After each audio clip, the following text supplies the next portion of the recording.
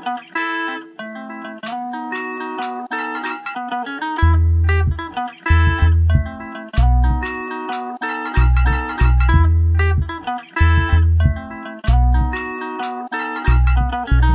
the podcast, hablemos de lo nuevo.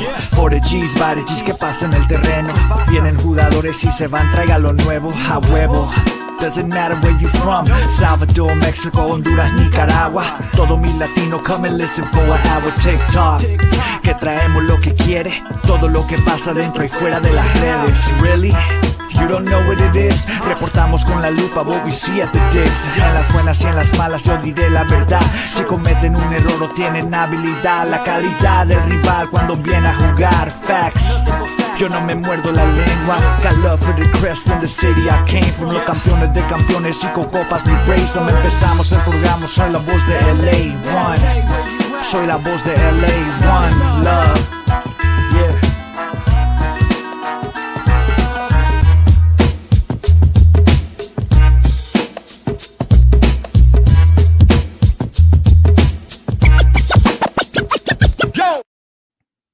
Hello, hola, and buenas, and welcome to a very special pre-recorded episode of La Cuna Galaxiana. We'll be back live with you on Thursday, August 22nd. Until then, we'll miss you, chat.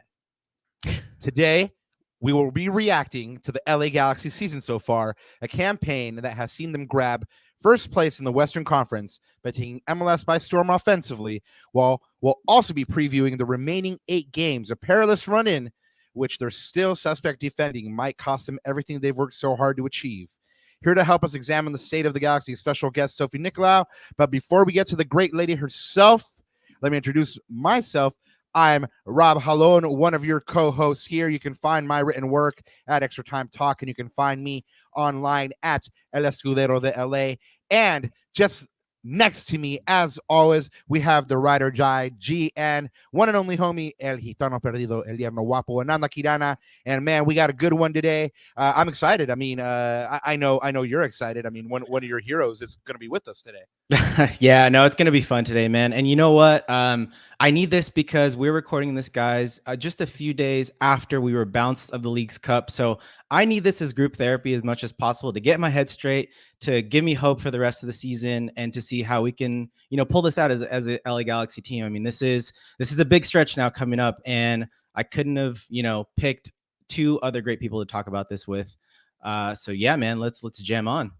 Yeah, like Ananda said, guys, if you're listening to this, if you're listening to this as it's debuting, I mean, you're listening to it in the present while we were in the past recording it for the future.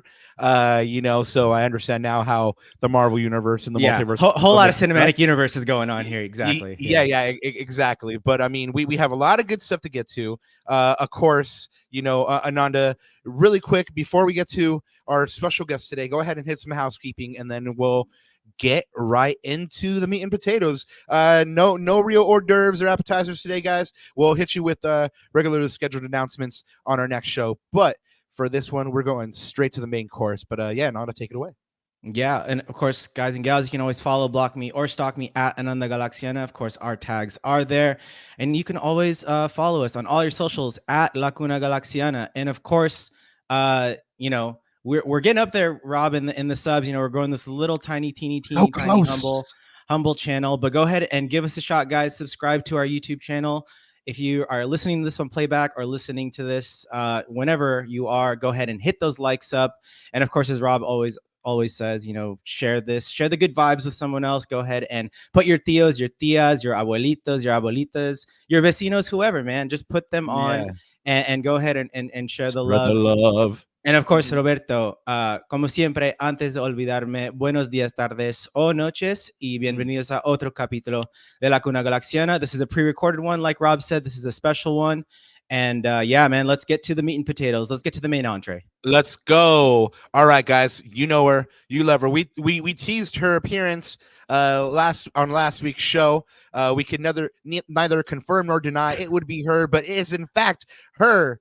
The great lady herself, Sophie Nicolaou. Her work has appeared in Talk Sports Radio, Sky Sports News, BBC Radio London, and BBC World Service. She features regularly on the Podfather's Corner of the Galaxy and is the host and producer of their internationally known High Bears Squad.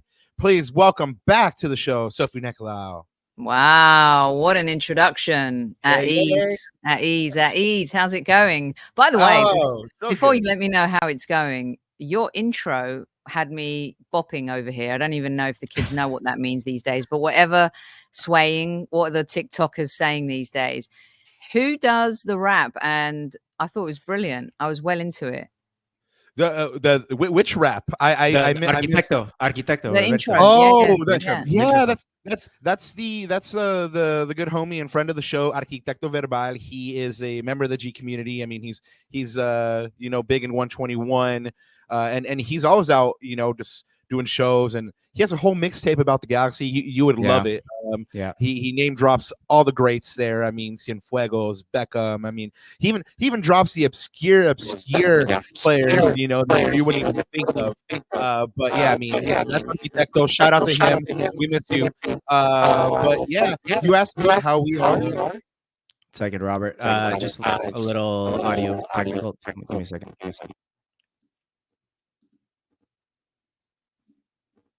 All right, try now. Oh, hello. I think it's Sophie's. Sorry, I can edit this out. Don't worry. Okay. Well, we'll just hang until she gets back. Yeah, I think it's something she was getting feedback on her side.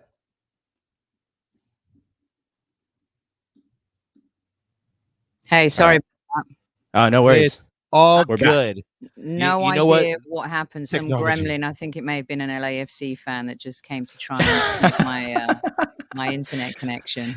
You know what? I won't edit that. That's awesome. Ollie the pigeon came in and snapped your. There it is. There you go. There we go.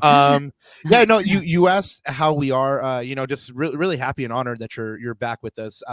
You are in the midst of Arsenal season, so you have been a busy lass. I mean, you've been, bumping elbows with, people like Mikel Arteta and being in those press conferences and stuff like that. What's the summer been like so far for you?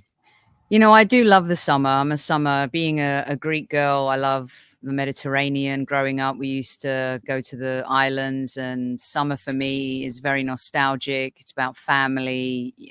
There's just something very special about it. Even though I do like to go home and to England and layer up during the Premier League season, I love the summer. And I think that's why I settled so well in California, is the climate, the weather, the lifestyle, very similar. So this time of year, I adore it because you get all of the big boys from Europe who come here, and US fans get to see some of their favorite players and their favorite teams. And I just feel really lucky to be part of all of that. And I've been covering the tours for almost 10 years. Even I think my first one was Arsene Wenger was still manager of Arsenal. So yeah, it's been cool. The picture you saw was of me with Theo Walcott and Invincible, the legend that is Gilberto Silva, who's just an absolute, they're both gentlemen, really just very cool guys. Got to chat to Mikel Arteta and Martin Odegaard, and I usually cover Real Madrid and Manchester United a little bit too. Didn't do as much of that this year. Focused a lot more on the Arsenal. Yeah, it makes sense. I mean, Ananda himself was at a lot of those events. There was even a show where he's like, you know what, the Arsenal's in town, we're not doing a show tonight. And I was like, okay. I mean, I'm all about defending the badge, and in that moment, Ananda was like, I gotta go represent the badge, and he did. But since this show is about defending the badge, this whole Galaxy team, we brought you on to talk about the state of the Galaxy this year. As you saw, we had you on about 15 months ago. Approximately, and we kind of were speaking about the Galaxy in that moment, which was a shambles. Give us your one-word reaction on the Galaxy season so far this year. One-word reaction. By the way, 15 months it's taken you to invite me back. That's a shambles in itself. Speaking of shambles, you're always welcome. I always tell friends of the show, like, you have an open invitation. You hit us up and say, Sucka, give me the mic. I want to be on the show, and we'll be like, yes, jump on. Rob, for the record, that's two shambles for you. You and your team this morning. Commiserations. Unlucky. Ouch. There we go. Ouch, man. Let's keep it moving. Okay, so one word. Rebound? Is that a Okay. good word? Yep. Yeah, no, Yep. it's definitely okay. I mean, yeah, I mean, we talk about it here all the time. I mean, there's certainly been a progression in this team. By no means are they the finished product, which we've also spoken about. But yeah, definitely rebound is valid.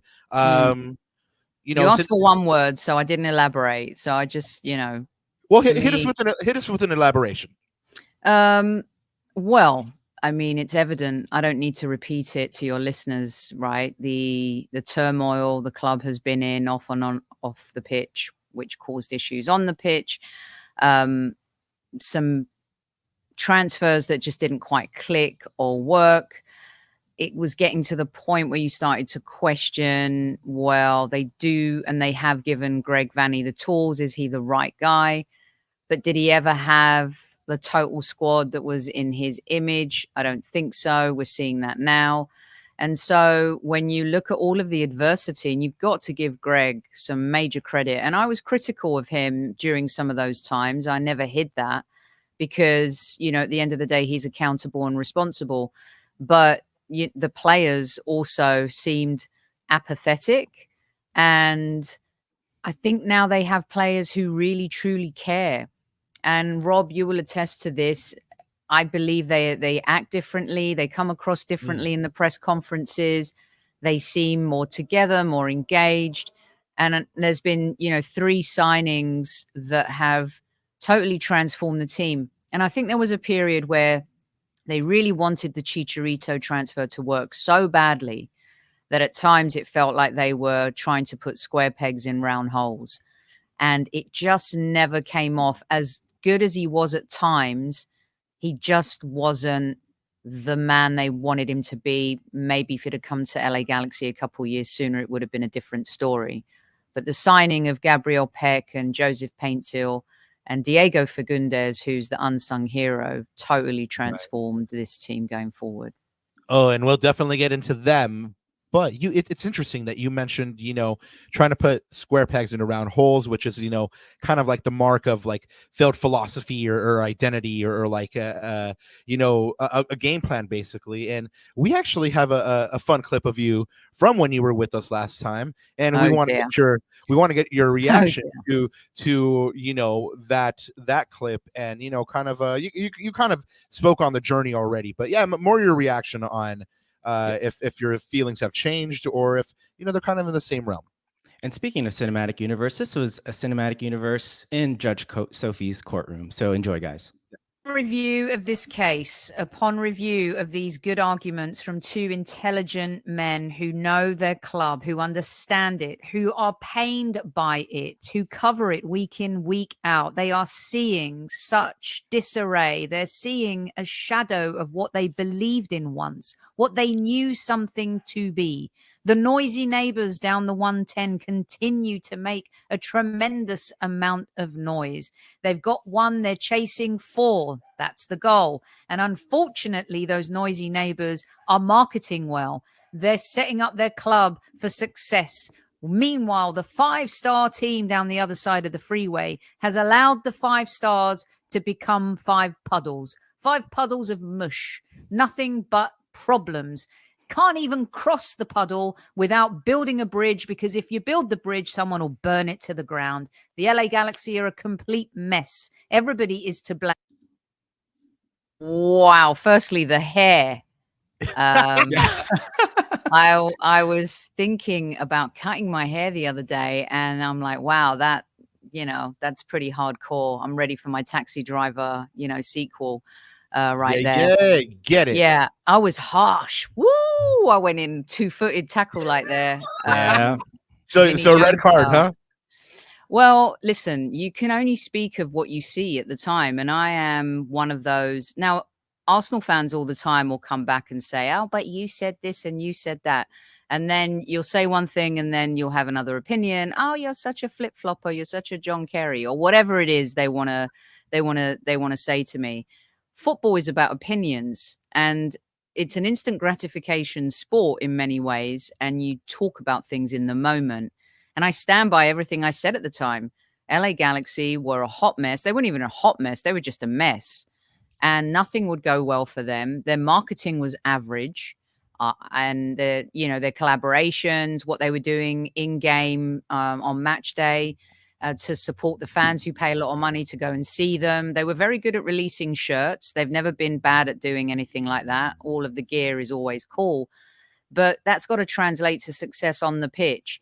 And it was an absolute shambles. And a lot of that had to do with, the period where fans stayed away was just harsh and brutal.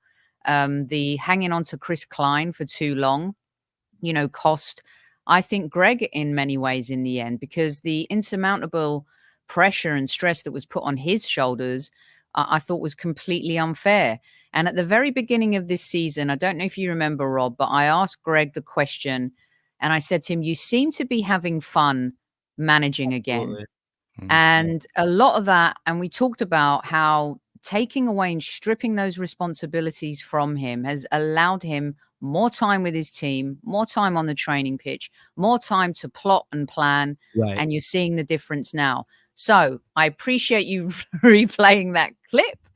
I stand by everything I said, but I also, at the same time, because in this moment, if you can't see what's happening, and if you're still denying kind of the turnaround, I don't know what to say about that, because the truth is the club have come together, the manager has stepped up, but there's the hiring of the executives has also helped elevate the game for LA Galaxy. And now you're seeing a team that could easily win MLS Cup again this year.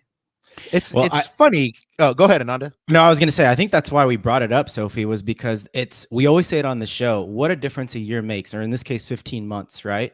Which is the last time we had you on. And I mean, just to build off of your point, I mean, for me, Rob, if you were to ask me what my one season reaction is, it's reinvigoration. It's reinvigorating. It's reinvigorated my sort of emotional investment in this team as a fan, right? Because I know you guys are sitting up on the media side, but for me as a fan, it's given me hope. The product that I'm seeing both on and off the pitch, by the way, is allowing me to invest again emotionally, instead of there was times where I was borderline apathetic, Sophie and Rob. I mean, this podcast, our group therapy sessions, just talking about it kind of helped me through it. But I didn't see a serious team on and off the pitch. And I'm like, okay, if this team isn't serious, then why should I be serious about this team, right? You kind of get into those moments sometimes as a fan.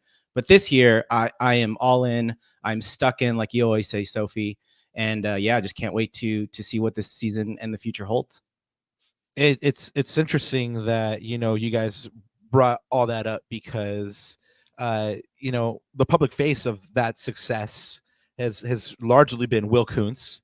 Galaxy fans have tremendous positive feelings towards him, as they should, because he's been able to do, and the executive team has been able to do wonders.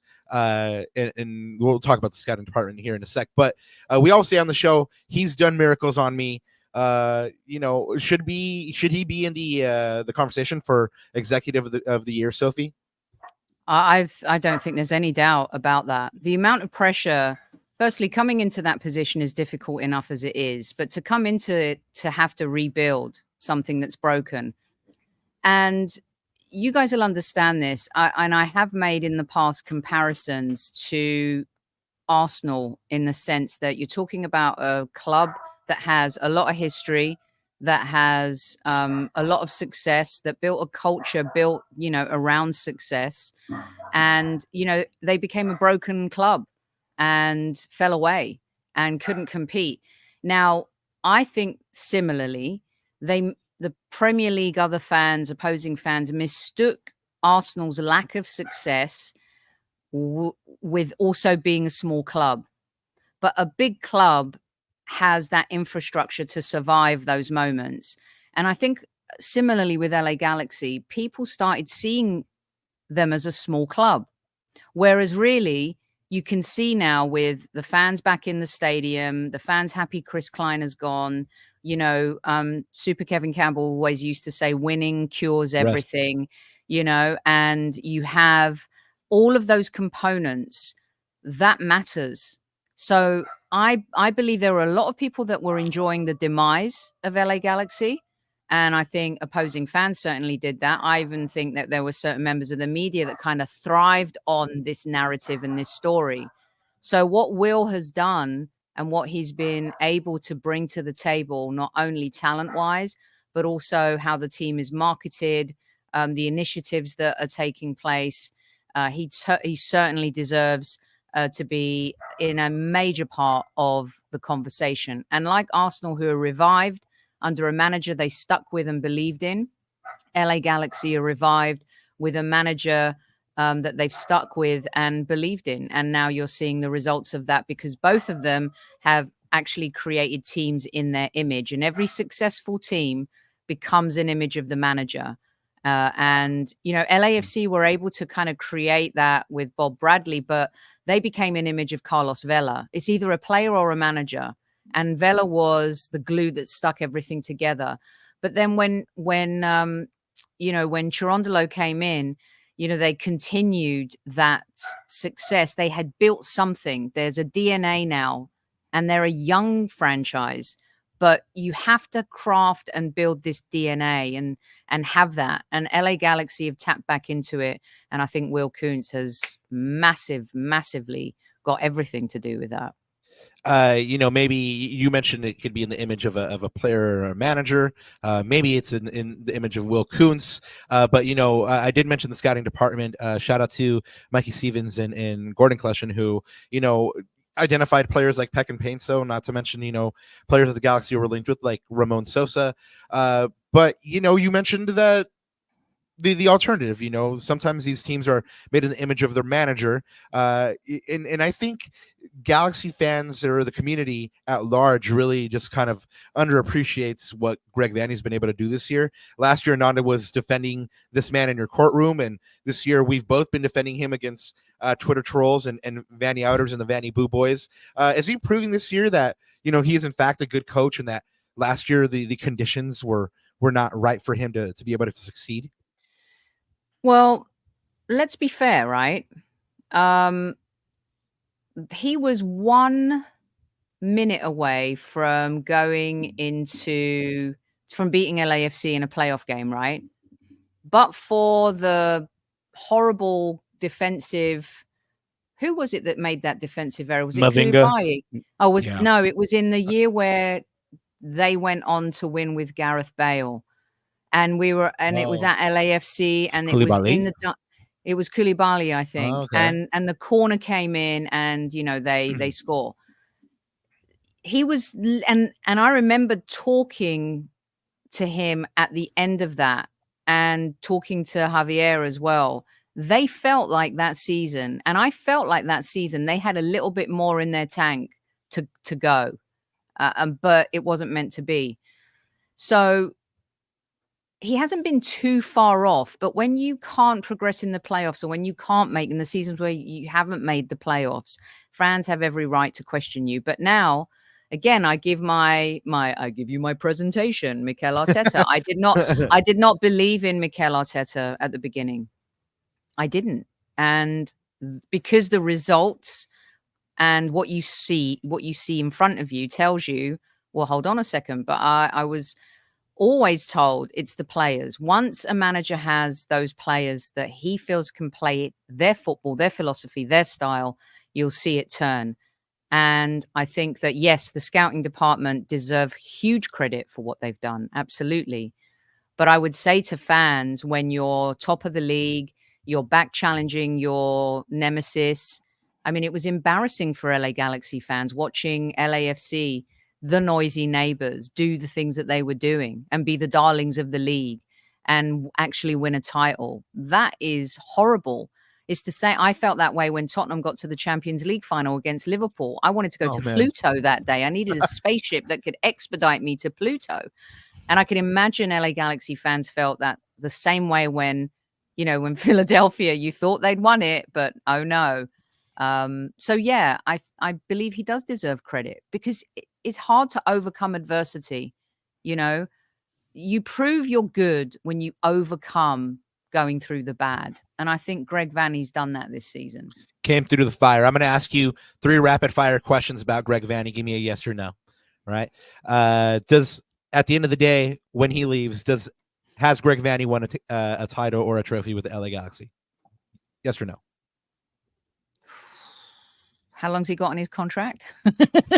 I think it might be a renewal year, but I'm not 100 on that. It's either this year or next year. I'm going to say I fancy LA Galaxy this season, so I have to say yes. Okay. Next one. Ananda says that the mark of a good coach is making players better. Has, in your view, Greg Vanney made his team better? These players better, like Dejan Joveljic, for example. Yes or no? Yes. I think he's helped Dejan with his confidence. So yes. Last year, was it the right decision to retain him? Yes or no? I didn't think so at the time, but again, I'm a big girl and I can admit when I'm wrong. So yes. All right. Well, let's get into some DPs, because you mentioned at the top of the show that they've been kind of transformational for this team. Obviously, the Galaxy had the prince who was promised, Riqui Puig. Yes, I love this one. But then you have the two men standing next to him, JP, Joseph Painter, the unbreakable one, and Gabriel Pecci. How vital have these two been to the way that Greg wants to play his ball? Well, when you think about what was previous to them, and you kind of go back and you look at the evidence, I mean, they have you used the word before, reinvigorated, right? And they have added this level to the team that was so lacking, because a lot of the times it felt like Riqui was playing on his own. And sometimes he does play in his own head. Let's admit that he does. Oh yeah, the hero ball. We've talked about it. Hero ball. Yeah. But Gabriel Peck in particular, and again, fans got on him early. What a waste of money! It's going to be another dud. It's going to be another bust. But my goodness, he is so. I don't know if he's like the road runner. Meet. He's so fast, but the way he controls the ball with that speed is exceptionally impressive. And I also like how he's learned to distribute the ball as opposed to trying to do it on his own, like Riqui does. And Paint still brings a level of experience. He's played at international level. He's played in Europe. He's played in big competitions. And I think he was losing a little bit of confidence. So you go back to Greg and you say, well, how does he get that back? He gets that back with his manager and his teammates and just grinding and keeping on playing. And the three of them together have developed what I think is one of the most exciting forward partnerships in the league. And how about money well spent? You got three DPs, but three DPs of great value. And I don't want to scare Galaxy fans, but if Peck keeps playing the way he is, I can see teams in Europe sniffing around, and I wouldn't mind him being a backup for Saka. Just saying. I've said that on this very show, Sophie. And you know what? Julian Araujo just went to Bournemouth for 10 million, I believe. It's in negotiations, I think, as of yesterday. I don't know if it's broken today. That's the number that's on the table, right? So I mean, and that's for a right back. Obviously, he's got a lot of quality as well. So I can imagine Gabriel Pecci. But speaking of Gabriel Pecci, Sophie, so does that mean that? Do you think that makes him the best player on this team? Has he taken that mantle off of Riqui Puig, or what do you think? Which one would you build around? Which of the three? That's a good way to put it. It's a really good question, because a few weeks ago, I don't know if you guys saw, but I still call it Twitter. I can't call it X. It just sounds rude when you say X. I put up a post saying that this is Gabriel Peck's team now. And some folks did not like that at all. And I meant that with kind of, to me, it seems like he's the nucleus of not everything, but making things happen. So Riqui makes things happen, but he also is so careless with the ball. There's sometimes where I just want to like grab Riqui and shake him and be like, why are you doing that? But then he'll be a genius and thread the ball, and he has done in the last couple of games some unbelievable passes. Right. But there's a reliability factor that Gabriel Peck has built. He's built up some football equity very, very quickly. And the way I answer this question is, how would this team look sans Gabriel Peck? And how would this team look sans Riqui? Now, we've seen what this team looks like without Riqui this season. And right. correct me if I'm wrong, but they did pretty well, didn't they not? That's right. 4 games in a row. 4 games in a row. Yep. Right. So, Yeah, and how long had Greg been waiting for that record, by the way, guys, to crack that code? Since he had For never a damn done it. minute. Yeah, I mean, he had never done it. I mean, and it's interesting because, you know, you speak about Gabriel Peck being kind of the guy that makes things happen. And I absolutely agree. I mean, like we saw Ricky's absence. The Galaxy rattled off 4 in a row. But at the beginning of the season, you know, while they were winning, you could tell there was still kind of like an element that was missing. And it was during Gabriel Peck's like integration into the team. And now that he's done that, you know, he's coming on as one of the most reliable performers in MLS. I mean, between him and JP, who at the beginning of the season I was saying, you know, this is going to be the more important signing. So far, Gabriel Peck has you know, kind of overtaken him. But between them two, 34 goal involvements, which translates to about 65% of the attack. So, you know, the proof is in the pudding. And again, credit to the Let me ask you guys this question. Let me ask you guys this question in a nutshell to answer quickly. Sure. Is it the best front three in the league? It's in the conversation for sure. It's in the conversation. Yeah. LAFC's got a very potent front three. Columbus as well. Yeah. It's up there. It's up there. It's up in the, you know, the other teams that we're looking at as MLS Cup contenders. So, but guys, this compared to where we were a year ago, this is a good conversation to have. So I'm so glad. I mean, yeah, the last year I toned on all the time. Like all my headlines were Galaxy lose, Galaxy drop, late decision. You know, this year it's wonderful to be able to talk about something different. And it's wonderful to be able to have this conversation of like, who would you build a team around? Like this player better than this player? And you know what? Like, of course the DPs are wonderful, but our good friend, Josh, the podfather from Corner of the Galaxy, argued just recently, and we've mentioned him already, that Diego Fagundez is the actual MVP of this team. Not the most talented, but the most valuable. What do you think, Sophie? What are you seeing from him this year? And is Josh right? So I never want to agree with Josh because I just like to rile him up. Okay. No, he does a great job, and he knows his LA Galaxy. There's no doubt about that. Shout out, I read someone, I don't know if it was one of you guys, someone that I follow, that mentioned that LA Galaxy Fagundez reminds them of Magee. No, that wasn't myself. I don't think it was Ananda either. Oh, that's an interesting comparison. Yeah. Yeah, it may have been the Hammer that said that. I don't know, but definitely the unsung hero. And I thought, wow, that's a really good observation. And every team needs a Magee, not to play in goal, but every team needs a Magee or a Fagundez. Fagundez has, you know, he's got that extra quality that not a lot of MLS players have. And I actually think he's better than he's ever been in the league. And I agree with Josh. And I would say there was a time where it was Delgado, right? The start of the season. Why isn't he getting into the best 11? Why are people marginalizing Delgado? When is he going to get some respect? But Fagundez has been tremendous. And again, you ask yourself, what does this team look like if they don't have him? And I think, you know, a Peck and a Fagundez, you know, touch wood, wrap them up in cotton wool, put them on the windowsill, keep them safe, because I think they're both just too important to this team going into the last 8 games of the season.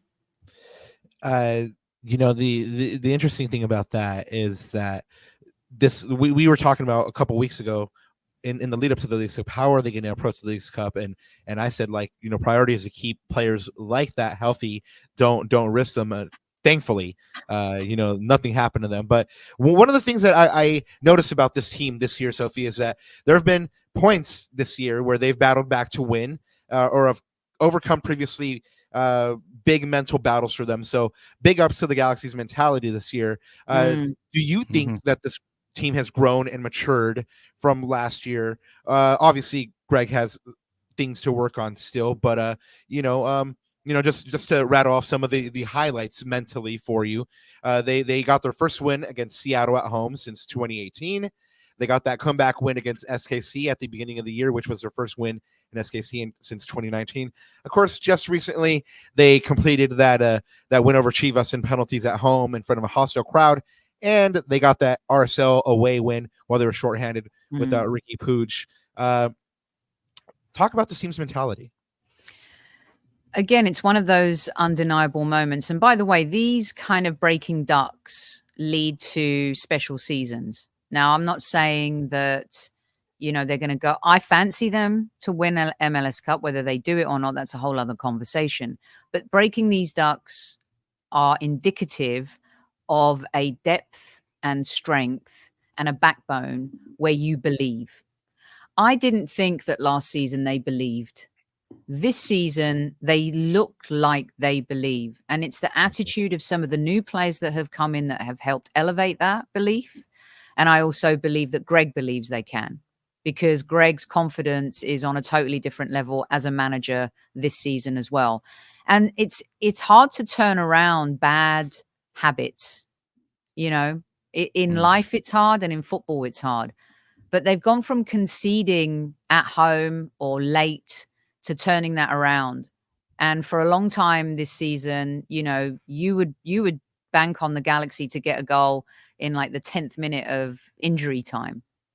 So that mentality is what's going to help you get over the hurdle at the very end. Because if you're spent with energy and you don't feel like you've got another gear, and your luck, is running out a little bit, that belief will help you combat all of those things that you feel like that you're lacking. And I think they have that this season. Oh man, Judge Sophie was just Judge Sophie Ted Lasso, because she's right. Belief, always believe. And it's I'm gonna sound like Yoda here, to talk about more media IP, but that belief breeds togetherness on the pitch, which translates to wins. And wins just make everything better, like you said at the top of the show. So they've with that belief, they've improved on the road this year. Last year they only had 12 road wins. This year 12 road win points. This year they have 19 road win points out of an available still 12. And of course, that belief has translated to an undefeated year at home.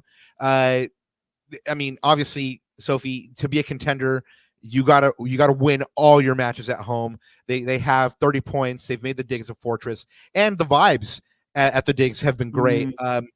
From like you mentioned, the pressers being around the players. What's the single biggest thing you've noticed in those vibes this year? Okay, so this is just a little tiny pet peeve, and it's not aimed at LA Galaxy. It's aimed at all teams across the world. These celebratory pictures after every game, I don't like them so much. Maybe I'm old school. Maybe you kind of start doing that in the playoffs. Maybe for like a final, right?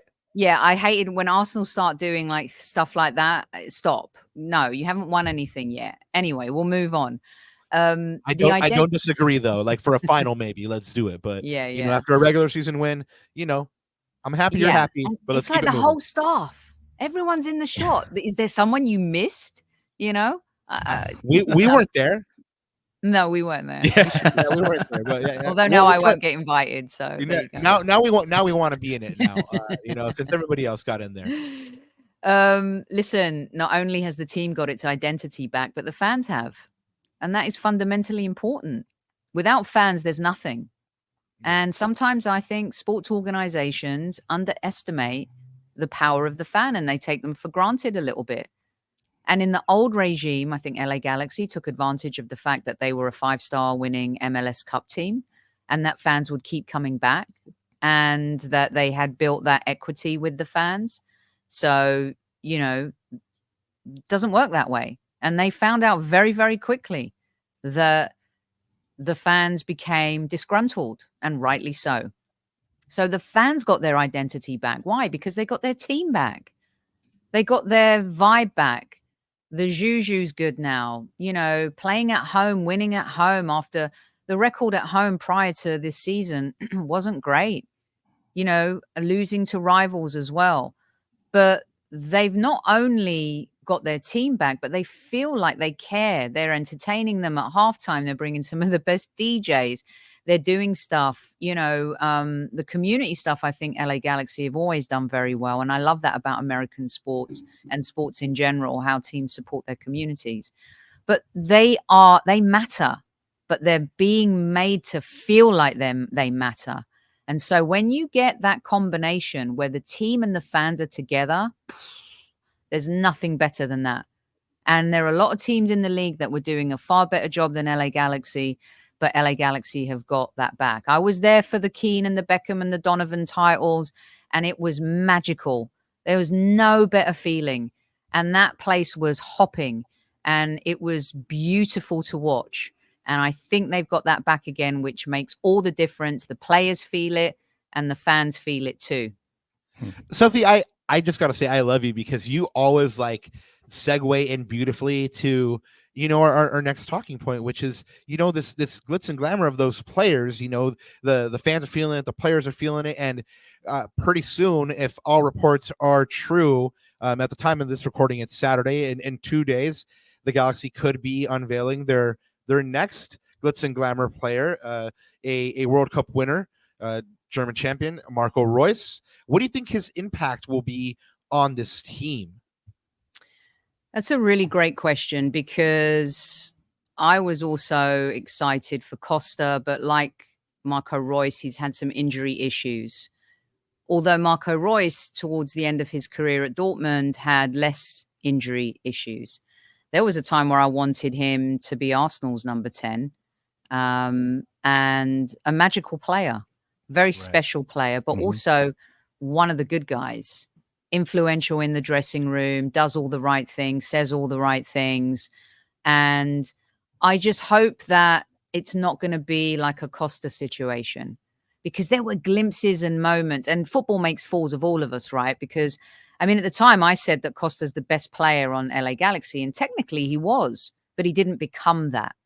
And injuries didn't help that.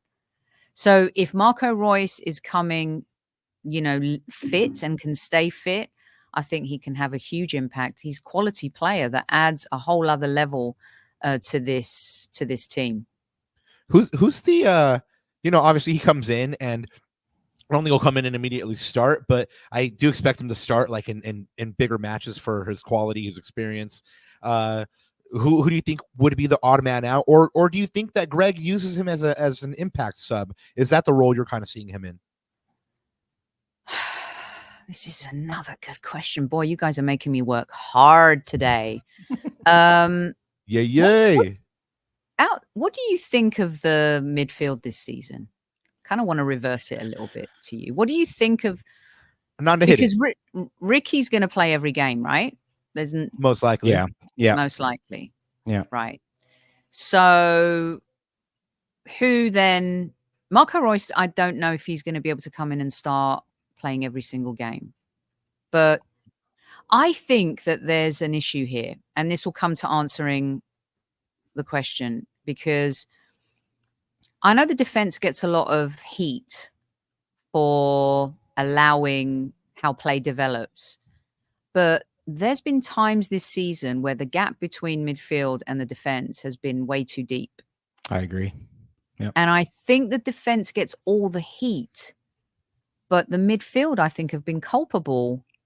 Do you think that's fair or foul, by the way? Yeah, it's super fair. Super fair. Yeah. And Greg's been talking tactically too, Sophie, about spacing, especially when Riqui comes in deep to drop and receive the ball off his back four, which he's naturally going to do. So you can't really coach it out of him. But then it's the organization of how the other two midfielders react to that situation. And when Riqui plays hero ball at times, as you've duly noted, the spacing isn't right, especially against those transition moments. So that, from a tactical perspective, that's been the big issue. I don't think Marco Reus is going to solve that problem. But for me personally, I think Marco Reus is going to solve the problem of, case in point, last game, Sophie, in the first half, we had 64% possession against Seattle. 2 shots, none on target. So I think he is, against mid and low blocks, I think he's that type of player that you need that added quality in the final third. And he's probably going going to be one of our best decision makers in the final third, given his quality and his experience. Who does he come in for, mate? Well, that's the thing, right? I feel like Diego and Marco are probably gonna have to share that, and it's gonna be compounded too when Dejan drops in, back into the team. But I think it's gonna have to be sort of a shared responsibility. The reality is, though, I mean, he's only played, I think, 1,500 or so minutes last year in the Bundesliga. So I don't think we're expecting him to play 90 minutes. But I think if we can share that responsibility amongst all those guys, and I feel like Diego is the type of guy that he's not going to squabble about minutes or anything like that. I think that's going to be the way to go. But I'm glad I'm not getting paid the big bucks to make those decisions, and that's all for Greg to do, right? And I'm glad we're having the conversation of like, which one of my good players do I have to drop? Yes. So really quick, Sophie, because I know we have you for a couple more moments. Give me your quick thoughts on the developing Novak Micovic situation. Just broke that he wanted a transfer. He wasn't getting the game against Seattle, so he requested a transfer. I loved switching questions on you guys too. I have one just to wrap up on Marco Reus real quick. Sure. Imagine that you've been playing. There's 8 games to go in the season. You're in the playoffs too, and LA Galaxy have been running defenders ragged. And then with 25 minutes to go, Marco Reus comes on. What a luxury. That to me is the impact that he can have. Yeah. He could be the super sub. I think that's the role for him going into this final third of the season. Regarding the goalkeeping situation, it's really funny. I wasn't really sold. This is terrible to say too out loud, but it's my truth. I wasn't really sold on McCarthy at the start of the season. I didn't feel like he was a great distributor of the ball. I think he's an awesome shot saver. We still think that though. Do you? Yeah. Okay. All right. We say always be throwing. We say on the spot, we say always be throwing. Yeah, because he throws well, but he doesn't distribute with his feet well. Personally. That's excellent. Yeah, he's just not really good with the distribution, which is so fundamental to Greg ball or Vanney ball, however folks are calling it these days. And I thought Micovic came in and did quite well. What's the latest? Because I haven't read anything. Help educate me here. Is he staying? Is he going? Is there a genuine competition for the number 1 spot? Was it just a Leagues Cup issue? What's the situation?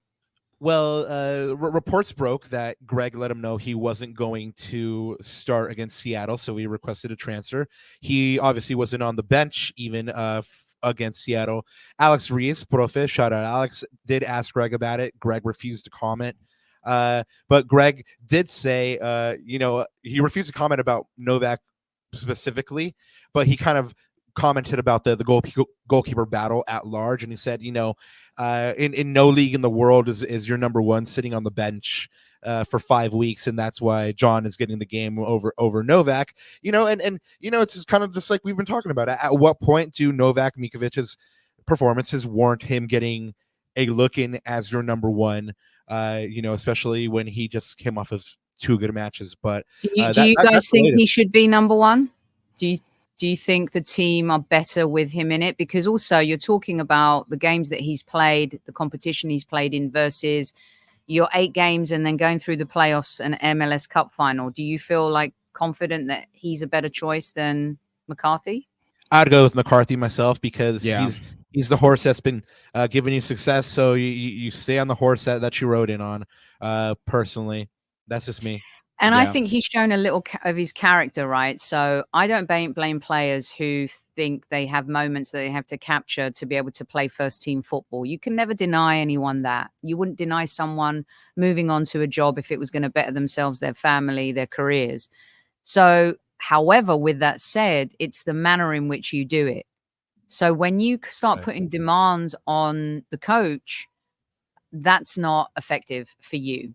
And it wouldn't surprise me if Greg's just been put off by him by the way he's reacted to, being dropped. I would say being dropped, but not selected. I think that's an issue. Maybe it gives us a glimpse into his maturity level as well, because, he is a young player. But, it's going to be interesting to see how this develops. Sophie, we'll wrap with this. Galaxy obviously in first place, 14-7-5 record on 49 points. They're 1 point off of Greg's best performance as a Galaxy coach. But you know that they are in a race for the Western Conference title with LAFC and RSL. They are 2 points ahead of LAFC, 5 points ahead of RSL. LAFC has 2 games in hand. RSL has 1 point in hand. But the Galaxy have 4 of 8 games at home, while LAFC has 4 of the last 10 at home. They have more games in a shorter time span, obviously. Plus, they have the U.S. Open Cup against Seattle, and of course, RSL has 6 of the last 9 at home. This is going to be a battle. It's going to go down to the end for the LA Galaxy to finish with the number 1 seed in the West. Fill in the blank here. They must.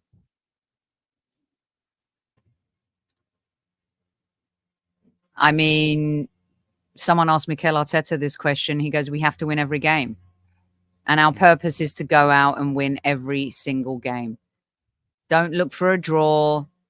You go out to win every single game. And that was based on how do you beat Manchester City? It's like, we got to win every game. Yeah. That's not easy in football, right? And I think injuries, stay injury free.